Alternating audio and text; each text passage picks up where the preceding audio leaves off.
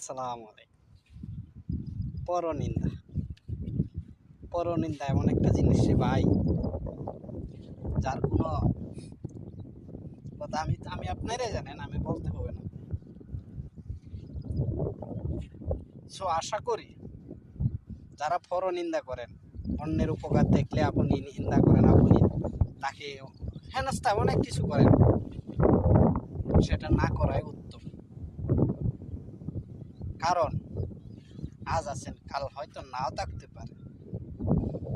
আর আমার আল্লাহ পরনিন্দাকারীকে কোনোদিন গ্রহণ করবে না।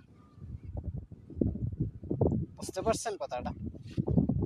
কথাটা মনে রাখবেন, পরনিন্দা কারো করবেন না। ভালো থাকবেন, সুস্থ থাকবেন, সব সময় ভালো পথে চলবেন।